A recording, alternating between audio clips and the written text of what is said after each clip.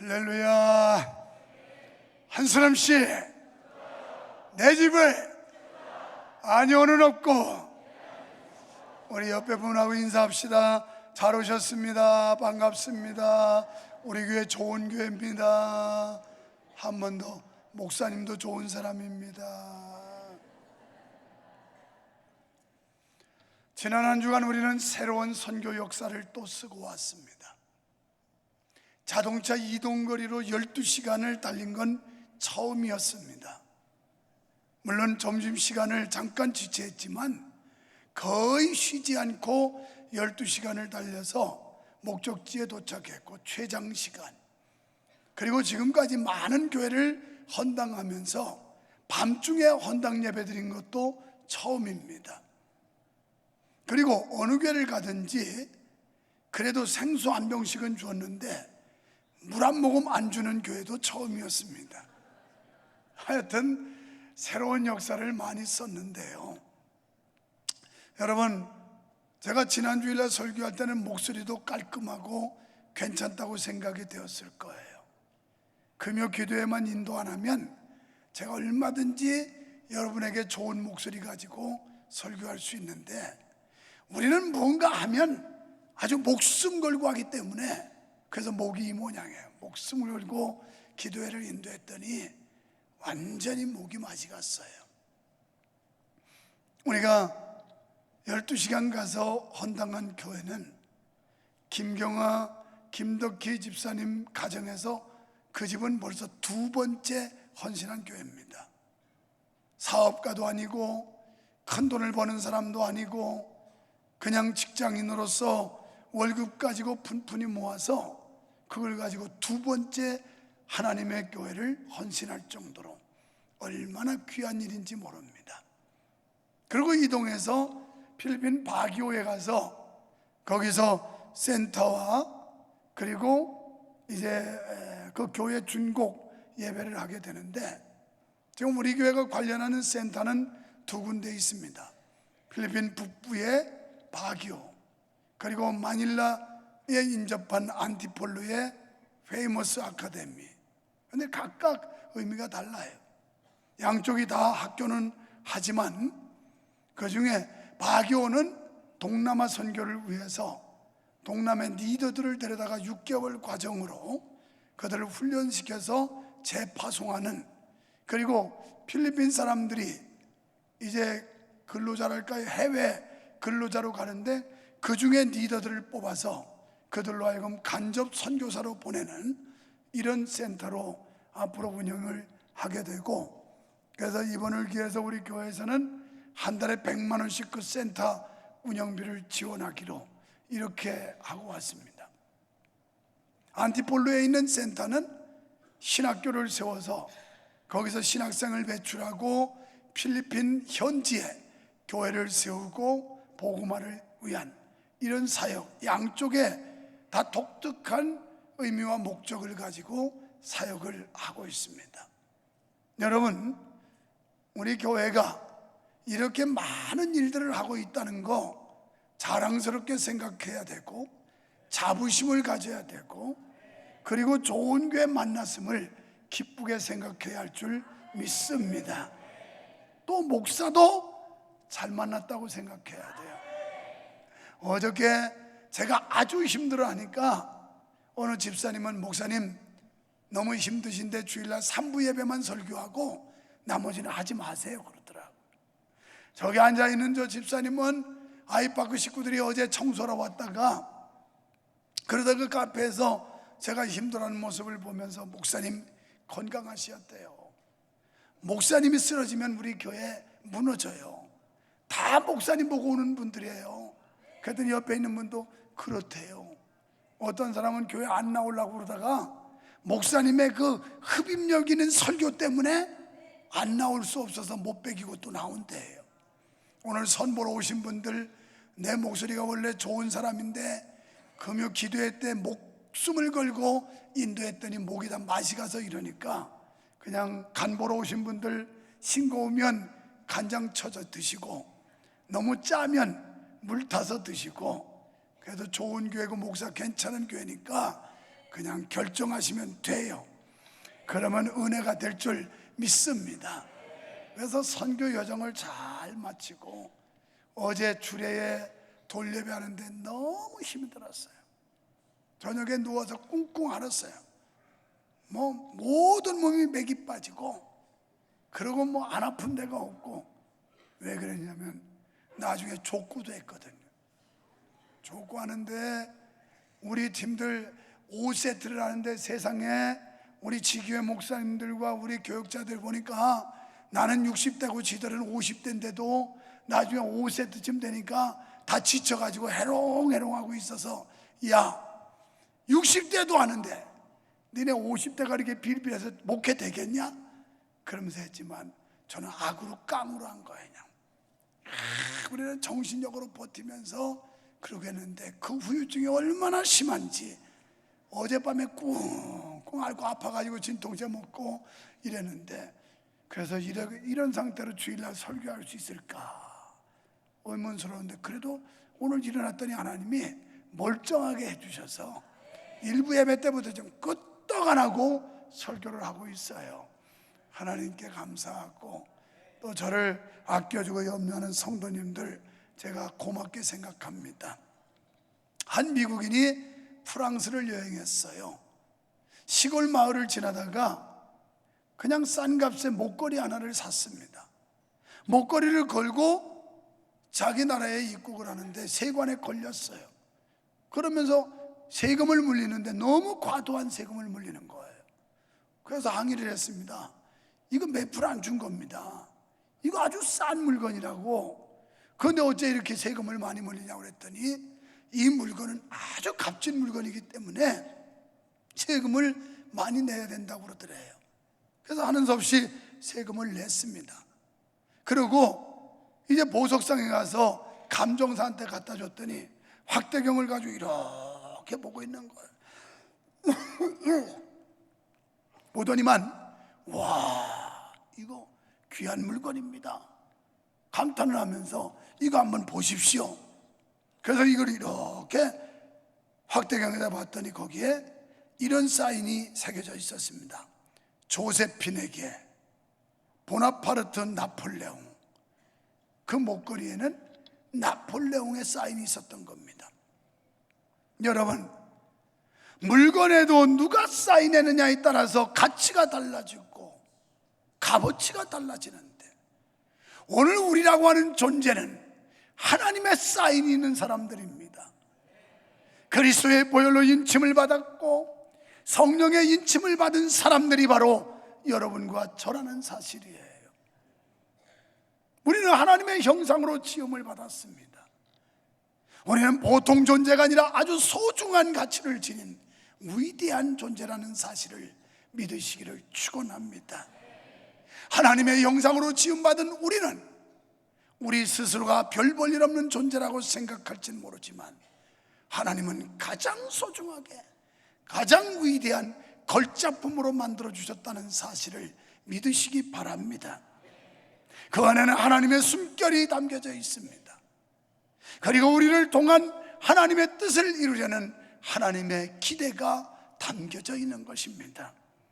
이사야 64장 8절에 보니까 우리를 하나님이 지으셨다라고, 진흙을 갈고 토기장이가 짓는 것처럼 하나님의 걸작품, 하나님의 창조물로 저와 여러분을 지으셨다는 사실을 믿으시기를 바랍니다. 이렇게 생각할 때 나라는 존재가 얼마나 소중한 존재인가를 새롭게 느낄 수가 있게 될 것입니다. 여러분, 본문의 분위기는 인생을 체념하듯 하는 허무주의 색채가 강합니다. 한마디로 모든 것을 가질지라도 아무런 낙이 없으며 그 누구도 죽음을 피할 수 없다고 가르치고 있습니다. 그러나 이것은 하나님의 관계가 끊어진 사람들의 말이지, 하나님과의 관계가 온전히 맺어진 사람은 이렇게 허무할 수가 없다라고 하는 것입니다. 그렇다면 하나님이 없는 혹은 하나님이 떠난 인본주의적 인생은 왜 그토록 허무할까요? 먼저 심령에 낙이 없기 때문에 그렇습니다. 가령 이 땅에 태어난 자가 세상에서 부러울 것이 없이 모든 것을 가졌다고 봅시다. 예를 들면 돈도 많이 벌었습니다. 세상의 명예도 얻었습니다. 그리고 많은 자녀도 얻었습니다. 장수의 복도 받았습니다. 그렇다면 행복할까요? 돈이 많고 사회적 지위가 높고 부귀와 영화를 누린다면 행복할까요? 물론 얻어보지 못한 사람들은 이런 것들을 고루 갖추면 행복할 것이라고 생각할 겁니다. 왜냐하면 얻어보지 못했기 때문에, 누려보지 못했기 때문에, 최소한 이런 것들을 갖췄다면 행복의 조건이 다 충족이 되었다라고 생각하실 겁니다. 하지만 이 말씀을 기록한 전도자 솔로몬은 전무후무한 복을 받았던 사람입니다. 모든 것을 얻었던 사람이었고 부귀와 영화를 누렸던 사람입니다. 그런데 그의 결론은 이것도 역시 허무한 거더라, 헛된 것이더라라고 결론을 내렸습니다. 왜요? 심령의 낙, 그러니까 마음의 행복을 누릴 수가 없더라는 거예요. 돈이 많아도 심령의 낙이 아니고 사회적 지위가 높아도 이것이 심령의 낙을 줄 수가 없더라는 겁니다. 2절에서 심령의 모든 소원에 부족함이 없었다라고 말합니다. 이 상태는 자신을 위해 필요한 모든 것을 얻고 욕심내는 것을 모두 얻은 상태를 말합니다. 여러분, 성경은 누가복음 12장 19절에서 어리석은 부자에 대해서 비유하고 있습니다. 이 부자는 창고를 늘렸고 많은 재산을 모았습니다. 더 이상 재산이 필요하지 않을 만큼 충분한 재산을 모았고 그는 말합니다. 이제 내 영혼아 편히 쉬고 먹고 마시며 즐기자. 그때 하나님이 말씀하시기를 어리석은 자여, 오늘 밤 내 영혼을 내가 취한다면 이렇게 창고를 늘리고 많은 부를 축적한 이 모든 것이 네 것이 되겠느냐라고 말씀합니다. 영혼이 떠나면 아무것도 아니라는 거예요. 세상에 아무리 화려하고 아무리 멋지고 세상에 아무리 부여를 축적했어도 영혼이 있는 동안 유익한 것이지 영혼이 떠나면 별 볼 일 없어진다는 겁니다. 그러니까 주님의 은택으로 모든 것이 주어지지만 그럼에도 참 행복에 도달하기에는 무엇인가 부족하다는 것입니다. 1절에 나오는 폐단이라는 단어는 원어에서 비참한 병으로 해석되고 있습니다. 그러니까 심령의 불만족은 불만과 원망으로 가득 찬다는 거예요. 여러분 심령 속에 영적인 상태에 만족이 없으면 세상 것 다 갖추어도 불만과 원망으로 꽉 차 있습니다. 이런 사람이 어떻게 세상을 행복하게 살 수 있습니까? 불만, 불평으로 꽉 차 있는 사람이 어떻게 행복을 누릴 수가 있단 말입니까? 왜 그러냐면 이 심령이 공허하기 때문에 그렇습니다. 공허한 심령에 뭔가 채워지지 않으면 절대 우리는 만족도 없고 행복도 이룰 수가 없는 것입니다. 여러분, 예수님께서는 부유하신 분이었지만 우리 때문에 가난하게 되셨습니다. 예수님 때문에 우리가 구원받게 됐고 예수님 때문에 오늘 우리가 부유하게 되었고 예수님 때문에 이렇게 평안하게 살고 있는데 나는 지금도 그분의 가르침을 잊지 않고 있습니다. 우리가 신학교 다닐 때 1학년 때 우리의 은사였던 이영 목사님이라는 목사님은 그분이 율법과 복음에 대해 말씀하시면서 이런 정신을 넣어줬습니다. 당신은 양복을 입을 때마다 주님 고맙습니다. 주님이 못 입으시고 헐벗으신 그 덕택에 제가 이렇게 좋은 양복을 입습니다. 좋은 음식을 앞에 놓고 주님 고맙습니다. 주님이 굶주리고 못 드신 그 덕택에 그 은혜로 제가 이렇게 맛있고 좋은 음식을 먹습니다. 주님 고맙습니다. 주님은 맨발로 걸어 다니신 그 덕택 그 은혜 때문에 제가 이렇게 자동차를 타고 다닙니다. 이게 은혜예요. 내가 당연히 누릴 수 있고 내가 노력해서 얻은 대가인데 뭐가 감사하냐고. 이건 불신자예요. 결국 하나님의 은혜로 하나님이 우리에게 입을 옷을 주고 먹을 양식을 주고 기거할 주택을 줬다고 생각할 때 그것이 크든 작든 좋든 나쁘든 이 작은 것에서 감사와 작은 것에서 은혜를 깨닫게 될 때 우리는 진정으로 행복한 삶을 살게 될 수 있는 겁니다. 여러분 큰 것에서 행복을 찾으면 여러분은 죽을 때까지 만족할 수 없어요. 죽을 때까지 행복할 수 없어요. 그래서 고린도후서 8장 9절에 우리 주 예수 그리스도의 은혜를 너희가 알거니와 그분은 부유하신 자로서 너희를 위하여 가난하게 되심은 그의 가난함을 인하여 너희로 부욕케 하려 하심이라. 바로 이 말씀이에요. 그 스승이 우리에게 주었던 정신은 바로 이런 은혜라는 거예요.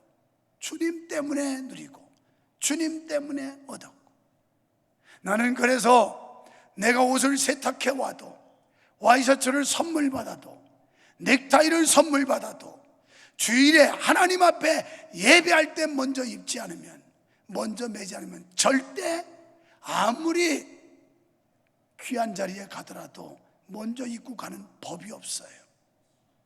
하나님께 먼저 보이자, 하나님께 최고의 노력과 정성을 보이자. 이게 제 정신이에요. 제 사상이에요. 그래서 항상 하나님 앞에 최고의 것, 최우선으로 하나님 앞에 드리자. 이런 정신으로 살았더니 하나님이 복 주더라고요. 이런 자세로 살았더니 하나님이 우리 교회에 은혜 주셔서 나 같은 목사가 호강하게 만들더라고요. 이게 다 하나님의 은혜인 줄로 믿습니다.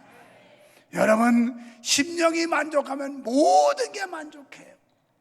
심령이 불만족하면 모든 게 불만족해요. 성령이 충만하여 마음속에 심령의 만족이 있으면 모든 만사에 감사와 기쁨과 행복이 솟아오르는 줄 믿습니다. 그래도 우리 심령이 지금 어떤 상태냐, 여러분의 지금 앉아있는 심령 상태가 어떠냐에 따라서 표정도 달라지고 언어도 달라지고 생각도 달라지고 행동도 달라지는 거예요. 이 심령의 만족이 없으면 돈이 아무리 많아도 늘 찌푸리고 살아요. 늘 불평하고 살아요. 그런데 이 심령에 성령이 충만하면 그저 세상 것도 상관이 없어. 궁궐이나 초막이나 내 주 예수 모시는 곳이 그 어디나 하늘나라. 내 영혼이 은총이 있고 중한 죄쯤 먹고 보니까 그까짓 거, 궁궐이나 초막이나 집이 좋든지 나쁘든지 자동차가 좋든지 나쁘든지 상관하지 않고 그 어디나 하늘나라에 그 알. 한 번은 예수님의 제자들이 예수님께 물었어요. 하늘나라가 어디 있냐고. 그랬더니 예수님께서 너희 마음속에 있느니라. 심령 천국이 이루어지기를 축원합니다. 마음의 천국이 이루어지기를 축원합니다. 이게 바로 천국이에요. 마음의 천국.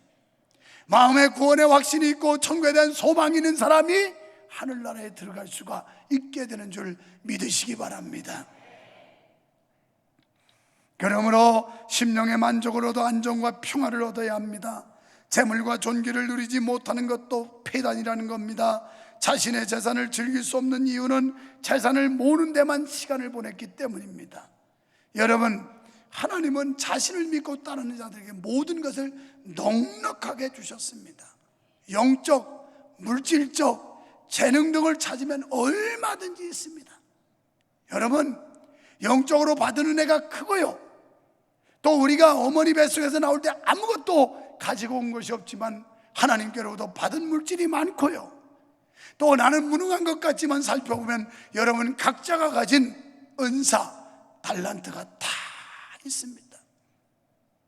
그래서 우리 사위가 어제 집에 들어오더니 하는 얘기가 우리 교회는 참 인재도 많은 거라. 그 사람들은 오늘 오후에 초청받아가지고 그 중창단이 뭐지? 아하 봐 그러는 게 아하 좀 봐 그래. 다른 교회에서 원평교회에서 지난 주인가 그전 주에는 또 뭐 예인교회라고 다른 교회에서 이거 뭐 애기 딸린 것들 막 이래가지고 하는데 주일날 오마다 모여서 이 젊은이들이 열심히 찬양을 하더니 여기저기서 또 불러줘가지고 막 불려다니더라니까. 불려다니면서 오늘 오후에도 또 간대. 그래가지고 이야 너도 괜찮다 그랬더니 그런데 아버님 우리 교회는 정말 인재들이 많은 것 같다고.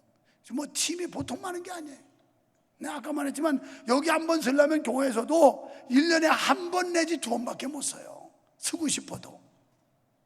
그러면서 우리 사위가 참 우리 교회는 씩씩하대요. 다른 데는 시키려고 해도 자꾸 뺄 텐데 서로 기회를 얻으려고 해도 기회가 안 줘서 쓰지를 못한다고 이런 얘기를 해요. 은사가 있어요. 여러분이 가진 은사를 잠재우지 마세요. 나는 아무것도 할 수 없다고 핑계하지 마세요. 여러분 자신이 열등의식을 갖지 마세요. 하나님은 하나님을 믿고 따르는 자들에게 무엇이든지 넉넉하게 주셨어요. 여러분이 할 수 있는 걸 다른 사람이 못해요. 다른 사람이 하는 걸 여러분이 못할 수도 있어요. 각각 하나님이 주신 특별한 재능, 은사가 있다는 거, 이 은사를 잠재우지 마십시오. 그것을 터뜨려서 깨워서 하나님의 영광 위에 그리고 많은 사람의 유익을 위해 쓸 수 있는 여러분 되기를 축원합니다. 여러분 해 아래서 욕심내지 마시고 참 빛 대신 예수 안에서 만족을 찾으세요. 예수님이 내 안에 계시면 무엇이든지 초월하고 우리가 얼마든지 감사할 수 있는데요, 진정으로 심령의 평안을 얻으려면 불만과 재물에서 벗어나야 한다는 사실을 명심하시기 바랍니다. 9절 말씀대로 지금 누리고 있는 모든 것들이 짧은 인생의 시간 속에서 마치 덧없는 바람을 잡고 있는 것과도 같기 때문에 그렇습니다. 세상의 것들은 결코 인간의 심령에 참 만족과 기쁨을 주지 못합니다. 애초부터 인간은 영원을 사모하는 존재이기 때문에 세상 것 가지고는 참 만족을 얻을 수가 없습니다. 그래서 바닷물처럼 모고 모아보지만 여전히 목말라요. 바닷물 마셔도 염도가 있어서 목마른 것처럼 세상 건 모고 모아보지만 여전히 갈급하고 목마르게 되어 있는 겁니다. 그렇다면 영원한 생수는 어디에 있을까요? 참 행복의 물은 어디에 있을까요? 요한복음 4장 14절에서 예수님께서는 물 길러 온 여인에게 너는 이 물을 떠다 먹어도 목마르겠지만 내가 주는 물은 영원히 목마르지 않는데 그 배에서 생수의 강이 넘쳐나리라. 성령 받고 은혜 받고 하나님의 말씀으로 변화받으면 이 속에서 기쁨이 샘처럼 솟구쳐 나오고 소망이 샘처럼 솟구쳐 나오고 감사가 샘처럼 솟구쳐 나오고 이 배에서 생수의 강이 넘치는 이런 은혜들 받으시기를 축원합니다. 그럼 우리는 감사할 수 있어요. 기뻐할 수 있어요. 두 번째는 인생은 죽음 앞에서 어쩔 수 없는 존재입니다. 창세기 3장 19절 이하에 인간이 타락한 이후에는 더 이상 우리는 영원할 수가 없어요. 다 죽어요. 여기 안 죽을 사람 아무도 없어요. 이건 자명한 사실이에요. 반드시 죽습니다. 반드시. 기분 나쁜 얘기 같지만 어저께 결혼한 도성이와 진경이도 죽습니다. 그러나 언제 죽을지는 모르지만 반드시 한 번은 죽게 돼 있고 남녀노소 빈부 귀천 천하죄일의 갑부도 천하죄일의 호걸도 다 천하일색의 민도 죽는 거예요. 여러분 언젠가 우리는 이 세상을 떠나게 돼 있는데 그 날짜는 하나님만 아시는 비밀일 뿐이지 우리는 죽는다는 거 부인할 수 없어요. 그 죽음은 인간이 피해갈 수가 없습니다. 그렇다면 이 짧은 인생에서 상대적인 지혜의 우열이나 기쁨이 인생의 모든 수고가 무슨 의미가 있다는 말입니까? 다른 사람보다 내가 좀 더 잘났고 똑똑하고 가졌고 그게 뭐가 그렇게 소용이 있다는 말입니까? 모두 죽음 앞에서 부질없는 것이 아니겠습니까? 생각해보면 모든 인생은 이미 기존에 정해진 질서와 법칙 속에서 잠시 그 자리를 메꾸다가 떠나가는 거예요. 여러분도 하나님이 살려주는 동안 여기 와서 자리에 앉아서 자리 메꾸다가 가는 거예요. 별거 아니에요. 하나님의 법칙 속에 지금 살아가는 거예요. 이것이 인간이 어쩔 수 없는 한계입니다. 참으로 죽음은 강한 파도처럼 몰려와 모래성 같은 인생의 수고를 송두리째 뺏어갈 수도 있어요. 얼마나 안타깝습니까? 동유럽을 여행하다가 그만 헝가리에서 유람선 타고 페리하고 부딪혀서 그렇게 될 줄 누가 알았겠어요? 이렇게 우리의 아름답고 화려한 것들을 순식간에 죽음이라는 게 앗아간단 말이에요. 이게 인생이에요. 저도 이번에 12시간 달려가면서 헌당 예배하러 가는데 그 순간에 비가 막 계속 쏟아졌어요. 얼마나 쏟아지는지.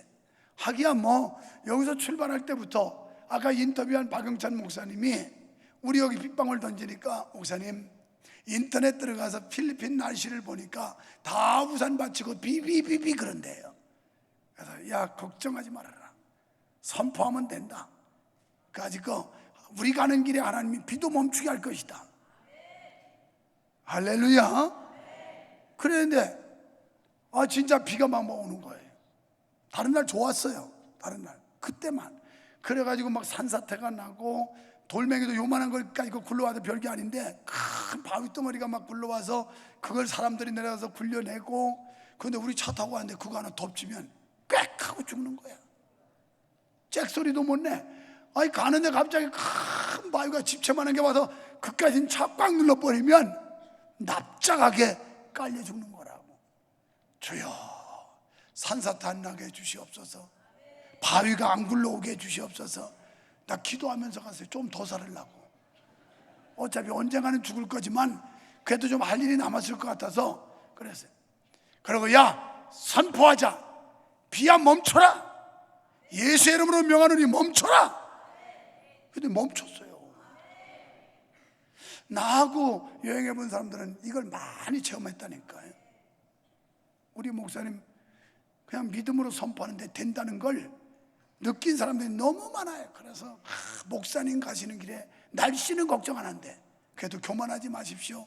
너무 내가 신인 것처럼 생각하지 마십시오. 내가 해도 안 될 수도 있어요. 근데 그냥 믿음으로 선포하고 보는 거야. 까짓 거 믿지야 본전이야. 그전에 선포했다고 세금 내라고 그래요? 그냥 예수의 이름으로 선포하는 거예요. 믿음으로. 그랬더니 이번에도 날씨가 얼마나 좋았는지 몰라요. 그 산 거기 갈 때만 좀 쏟아졌지, 그것도 하나님이 우리 믿음 보느라고 가느냐 마느냐 찌뿌니를 바꿔 타는데 이걸 갈 수 있느냐 마느냐 한참 갈등했어요. 그래서 내가 그때 선포한 거예요. 선포를. 근데 이미 올라가는데 다 이게 비 와서 그냥 무너져 내린 거 치우면서 간 거라고요. 믿으시기 바랍니다. 제가 믿는 하나님과 여러분이 믿는 하나님 똑같은 하나님이에요. 유목사가 믿는 하나님은 능력 있는 하나님이고 여러분이 믿는 하나님은 무능한 하나님이 아니란 말이에요. 하나 아버지, 하나 하나님, 동일하신 하나님을 믿는데 왜 어떤 사람은 당당하고 의기양양하게 행복하게 이렇게 살고 어떤 사람은 비굴하게 비실비실하게 이렇게 사느냐 말이에요. 하나님 믿는 사람들. 여러분, 여기 인간이 죽음은 결코 넘을 수 없는 벽이 아니라는 걸 깨달아야 돼요. 이 두려움의 존재, 우리가 피할 수 없는 죽음이지만 그러나 우리가 결코 넘을 수 없는 벽이 아닙니다. 인생으로서 어쩔 수 없지만 하나님 안에서는 가능합니다. 우리는 곧 죽지만 다시 사는 부활의 능력이 하나님께 있기 때문에 그렇습니다. 그래서 사도 바울은 고린도전서 15장 55절에서 사망아 너의 이기는 것이 어디 있느냐, 사망아 너의 쏘는 것이 어디 있느냐 이러고 외쳐요. 적어도 그리스도인들은 사망을 호통칠 수 있어야 돼요. 이게 믿음의 사람들 하나님의 자녀예요. 그러면서 우리 주 예수 그리스도의 그 이름으로 말미암아 넉넉히 이기느니라. 죽음의 벽도 넘어갈 수가 있는 거예요. 우리는 영원한 천국이 있음을 믿습니다. 그렇습니다. 하나님 안에 있는 성도의 삶은 죽음의 허물을 이기고 극복하는 소망과 영생의 삶인 줄 믿습니다. 사랑하는 성도 여러분, 허물을 이기고 심령의 행복을 누리려면 욕심을 이겨야 돼요. 이 욕심 때문에 다 불행해요. 사람의 욕심은 끝이 없어요. 이 욕심이 사람을 파멸에 몰아넣습니다. 그렇기 때문에 우리는 기도해야 돼요. 내일 수양관으로 일일 기도회 가니까 깨부리지 말고 땡땡이 피지 말고 다 와요. 도대체 무슨 이유가 그렇게 아니오는 없다고 그랬는데 뭐 직장 다니는 사람이야 어쩔 수 없이 그래도 뭐 벌어야 산다니까 또 직장 보내지만 그렇지 않은 사람은 다 와요. 기대하시라 개봉박도 내일은 소머리 국밥이 점심이래요. 보육만도 하는 이순옥 집사님이 오늘 감동을 받고 오늘 저녁에 내려가서 밤새 이걸 해가지고 소머리 국밥 아주 짠하게 만들어서 대접하겠다고. 얼마나 감사한지 몰라요. 얼마나 감사. 우리가 기도도 하고 기분 전환도 하고 얼마나 좋아요. 꼭 먹고 알 먹고 또랑치고 가지 잡고 님도 보고 뽕도 사고 알 먹고 꼭 먹고 뭐 하여튼 다 하는 거예요. 다 하는 거예요. 그런데 왜 그렇게 안 해? 왜 그렇게? 기도해야 돼. 기도해야 돼. 기도해야 돼.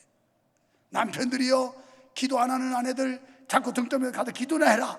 나가서 열심히 돈 벌었는데 뭐하고 있냐 집구석에서 이러면서 그날은 청소 안 했어도 봐줘. 그냥 집에 엉망으로 있어도 그냥 눈 감아줘. 왜? 기도하고 왔다니까. 무슨 기도하겠어요? 남편 위해 기도하고 가족 위해 기도하고 가정 평안 위해 기도하고 교회 위해 기도하고 나라 위해 기도하고 얼마나 귀한 일이겠어요. 그래서 우리는 기도해야 합니다. 모든 사람이 유혹을 받지만 지혜로운 성도는 이 유혹을 기도로 이겨내는 거예요. 창세기 25장 27절에 보니까 에서는 먹는 것을 절제하지 못해서 결국 장자 유업을 야곱에게 뺏겼어요. 언제나 우리는 주님을 의지해야 됩니다. 삼손, 시스라, 예수님을 팔아먹던 가룟 유다, 결국 유혹을 이기지 못해서 그들은 실패한 비참한 예입니다. 고린도전서 10장 12절에 보니까 너희가 선줄로 생각하거든 넘어질까 조심해라. 여러분, 영국의 유명한 속담은 인생의 최대 위기는 언제 오느냐? 성공했을 때 온다고 그랬어요. 실패한 사람은 위기가 올 게 없어요. 어차피 밑바닥이라. 그런데 성공한 사람들은 위험한 거예요. 자칫하면 교만하게 되지요. 자칫하면 오만하게 되지요. 자칫하면 거만하게 돼요. 이런 사람을 마귀가 공격해서 무너뜨리는 거예요. 그래서 우리는 방심하면 안 돼요. 교만하면 안 돼요. 하나님이 주신 은총과 하나님이 주신 그 놀라운 축복을 이걸 가지고 교만하다든지 오만하다든지 거만해서는 안 됩니다. 그저 겸손해야 돼요. 다 하나님의 은혜입니다. 내 생활에 여유 있는 것도, 내가 이렇게 출세한 것도 다 하나님의 은혜입니다. 옆에 사람 보고 하나님의 은혜입니다. 하나님의 은혜입니다. 내가 이렇게 목회를 편안히 하는 것도 하나님의 은혜예요. 하나님의 은혜. 물론 여러분한테 고맙기도 하지만 그 사람한테 자꾸 아부하면 비겁해져요. 하나님 은혜예요. 하나님이 여러분에게 생명의 연장 주셔서 여기 자리매고 앉아있으라고 지금 놔둔 거예요. 여러분, 여기 오신 분들은 제가 죽을 때까지 절대 죽지 마시기를 바랍니다. 그러면 권사님들은 도대체 몇 살을 살 건지, 아이고 생귀신 될지도 모르겠어. 나는 뭐 욕심이 없는 사람이니까 그냥 뭐 더도 덜도 말고 한 90살만 살으려고 하는 사람이기 때문에 그 뭐 인생을 그렇게 막 100세까지 살겠다고 찌기찌기하게 그렇게 고집부리고 싶지도 않고 그냥 90만 살아보려고 그래. 90만. 요새 조금 연장을 해볼까 하는 생각도 있긴 한데, 하도 사람들이 뭐 100세 세대 해서 조금 좀 연장을 해볼까 하는데 아직까지는 그냥 90이에요. 그러면 제가 90 살면 저 권사님들은 도대체 몇 살이 가서 100 몇십 살을 살려나? 아이고 끔찍해. 모든 것에 절제해야 됩니다. 성령의 열매 중에 가장 마지막에 뭐냐면 절제 은사예요. 자동차가 아무리 좋아도 브레이크 파열하면 생명의 위협을 받게 돼 있어요. 우리가 아무리 열심히 잘해도 이 절제 은사를 놓쳐버리면 문제가 생기고 부닥침이 생기고 그것 때문에 실패하게 되고, 그래서 우리는 입에 관한 욕심, 눈에 대한 욕심, 귀에 대한 욕심, 성욕의 욕심 등 인간의 추구에는 결코 만족할 수 없으니, 그러므로 절제만이 그리스도인의 미덕을 갖출 수 있다는 사실을 믿으시기를 축원합니다. 여러분, 예수님을 만난 자만이 행복합니다. 여러분 속에 예수님이 있어야만 행복합니다. 예수 없는 인생은 세상 것 다 가져도 불행합니다. 오늘 그리스도를 소유하고 그리스도를 만나고 돌아가시기를 축원합니다. 축원합니다.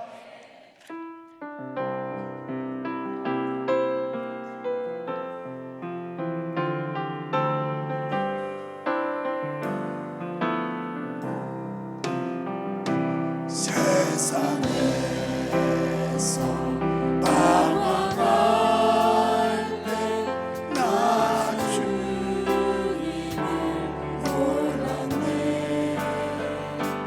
내 맘대로 고집하며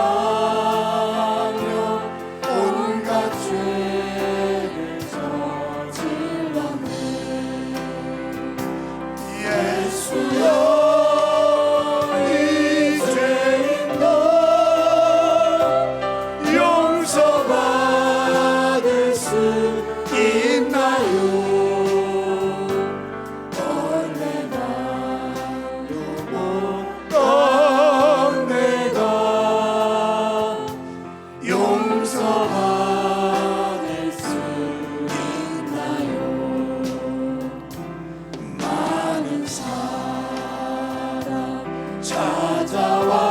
찾아와서 나의 친구가 되어도 병든 몸과 상한 마음 위로받지 못했다오.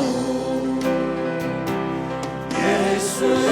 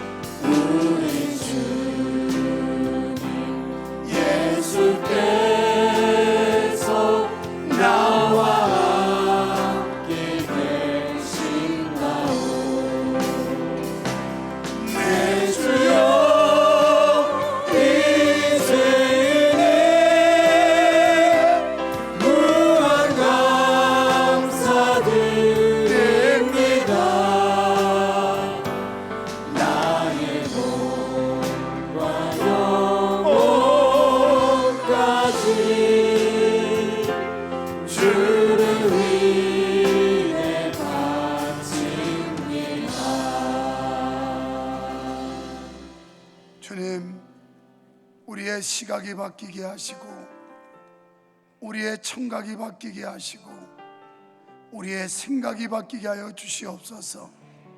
세상적인 조건 다 갖추어도 우리 속에 생명이신 예수님 없으면 허무한 인생이 될 수밖에 없음을 깨닫게 하사 우리가 그리스도를 영접하고 그리스도를 내 마음에 소유하게 하시고 하나님의 은혜 속에 살아가서 행복한 삶을 살아갈 수 있도록 은총을 내려 주시옵소서. 예수님 이름으로 간절히 기도하옵나이다. 아멘.